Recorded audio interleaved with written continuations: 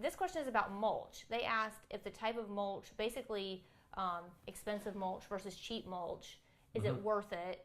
Is mulch worth it to start with? And then can you just buy the cheap old mulch? I think, we discussed it a little earlier that there's no cheap mulch.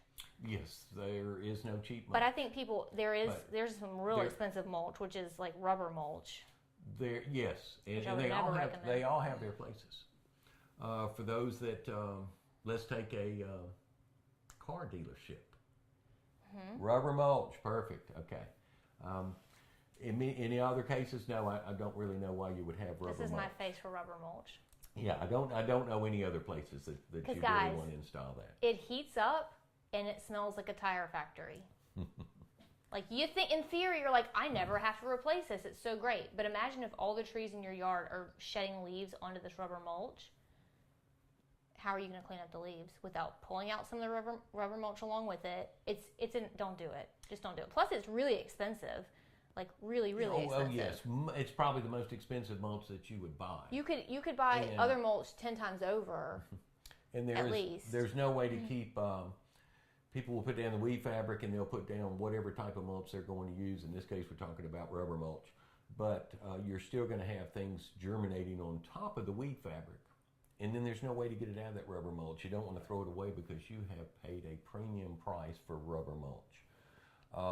There's a need for mulch in every single flower bed, basically, that exists. Because it keeps out weeds? Helps control weeds, helps control erosion, keeps the moisture level, keeps you from drying out the top of the root ball on the plants. And depending on what type of mulch you're using, breaks down to actually make the soil better. Yeah, and my thing with mulch, too, is someone asked me this at a garden center Q&A, not garden center, garden club Q&A, about pine straw versus another type. And my answer always is, we live in termite land down here, and so a lot of times the termite companies don't like that you use something that's an untreated type mulch, and there's lots of them out there. Most of them are untreated. So that's why we use pine straw around here, because termites are not attracted to it. Is there a type of mulch that has like a pre-emergent in it, or like we talked about earlier with the pre-emergent? Is there something that's like a combo of mulch and something else? It's basically, you're going to have to add that in. I'm sure there is a product out there, whether it's pine shavings, whatever, that you could probably buy in a bagged form that supposedly has that in it. But it's just so easy to broadcast that material. I mean, you literally can buy a shaker can and put out a product. We're always looking for shortcuts. Or whichever, but prune is a good pre-emergent herbicide. Okay. And easy for the homeowner to use. And yes, the exterminator is going to tell you not to put out a hardwood mulch around your house. It's just asking for the termites to come to you, which you do not want. It is, and you don't want that. A lot of these companies are turning now and they're telling homeowners they don't want these bushes within 18 inches of the home.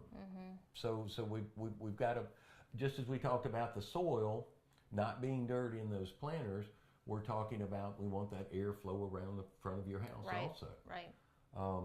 But yeah, pine straw is actually an excellent mulch as far as controlling erosion. It really holds its color as long as any of the other mulches, whether they be dyed or not. And it probably keeps the weed growth down more than any of the other mulches. And whatever you do from a color standpoint, I'm also anti-red mulch. While we're on my kick of things I hate, rubber mulch, red mulch is also on that list. Crepe murder's on that. I mean, I've got all the things. Poor Nate has to listen to he listens to that. My soapbox. Okay. Things all the time. All right. He can repeat it. But they do have, you have to be careful. Now, we use and we actually sell some of these dyed mulches, red included. I'm not saying it's my favorite. Trading the dollar for. We have to offer the customer what they're looking for. Okay, and some prefer the red. But you do need to be careful with all of these dyed mulches. You put that on a nice white or clean concrete, it will stain. Yeah. And it's a hard stain to get up. Yeah. There are natural mulches. A lot of people, believe it or not, don't understand what mulch is. You mean physically what it's made of? Or what its function is? They think when we're talking pine straw versus the rubber versus the bark versus the wood shapings, they don't realize that we consider all of these products to be a mulch. They think mulch is like maybe one product, say pine straw. But any of these products can be used as a type of what we're calling mulch or top dress. I'm kind of confused over that, but okay. Okay. So they come in and they say I want mulch, and they have a specific thing in mind, but it might be different. Yeah, probably. And you say confusing. What kind? They come in with the idea that there is only one mulch, and so when they come in and they say I want to load up my truck with some mulch, and I will ask them that question: what type of mulch would you like? And then they let her like and this. They go, well, mulch. But yeah, there are several varieties of products that we can use that we call mulch. All right. No, this is my favorite question. Where are we going next? She's going to throw one in that I wasn't expecting. Someone asked this just a few minutes ago. They messaged me and asked me this, and I did a little demonstration before we started the live because I've seen it done. The question is, how do I place pine straw so it looks nice and not clumpy? Why don't you demonstrate? We were, and I liked your fairy tale narrative of how you put that out. Did I understand that right? How do you put out pine straw? Yeah, okay. Because I think that people are probably buying it either in the bale where square bale, and they're like taking chunks of it and placing it, and it looks like a patchwork quilt, or they're taking a roll and they're rolling it out, and it still looks like a mat. But they go around town and they see that they are, it looks fluffy, uniform, and it's fluffy. It's like just hire the professionals. So there's professional. Pine straw installers. Their names are Tony Seymour and A. Bloom. I need a better title than that. Professional pine straw installer. Okay. There's so much more to you than that, Tony.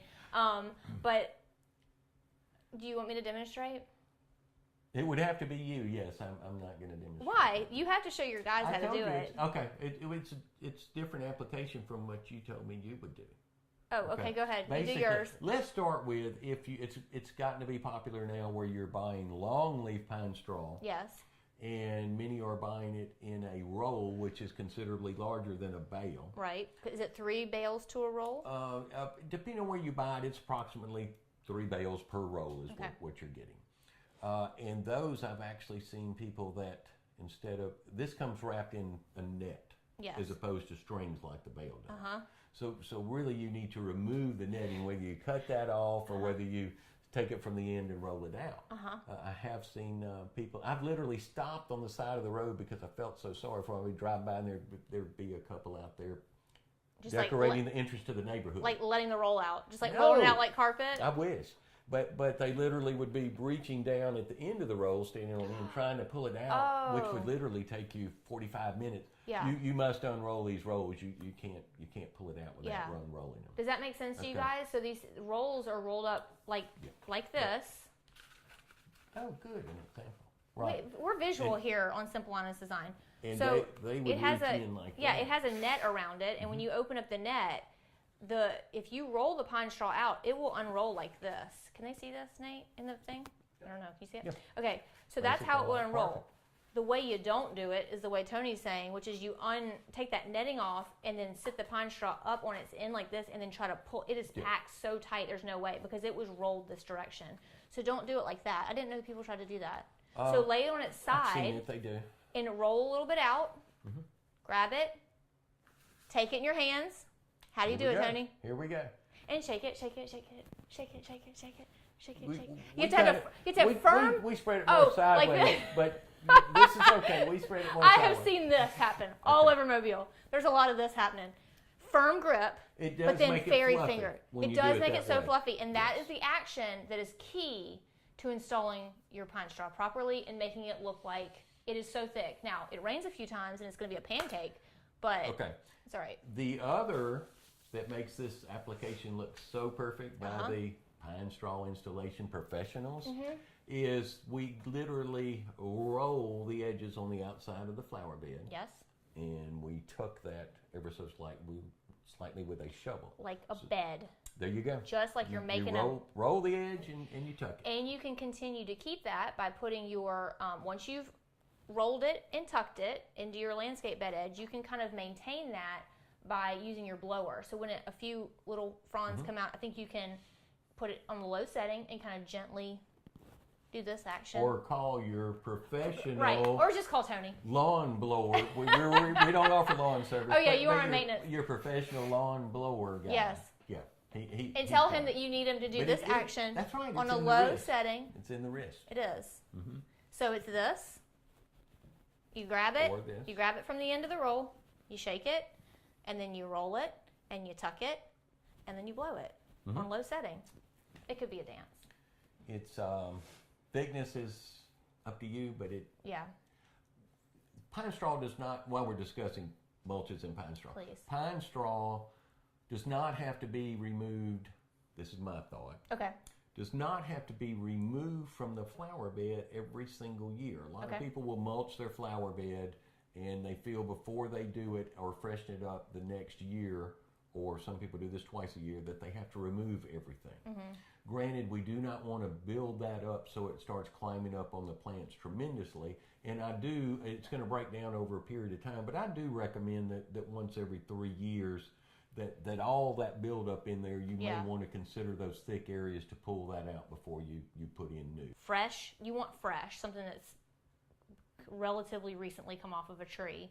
And then getting the longleaf pine, which is going to just last longer in your landscape beds. Now they do now have dyed, now as much as I hate dyed, wood mulch, they do have dyed pine straw, which it basically looks like it's freshly fallen off the tree for months and months and months, which is half the battle. I feel like people replace their pine straw not necessarily because it broke down, but because it turned silver instead of having that fresh orange color. I agree, and it's a battle that's hard. Normally, a fresh pine straw bed is going to get covered up with leaves, whether it's your trees that you have oak trees or other types, or whether it's your neighbors. Yeah. And so this is where you really have to warrant spending more money on the expensive mulches. Is how often do you feel you're going to have to redo it? One, because it's either worn out in color or dried out, or two, basically you can't see what you did 2 months ago because it's gotten covered up with debris from other people's yard, meaning leaves, etc. And so the more often you've got to do it, you may not want to spend those extra monies on the real expensive, because it's going to get covered up anyway. And in really, many cases it does.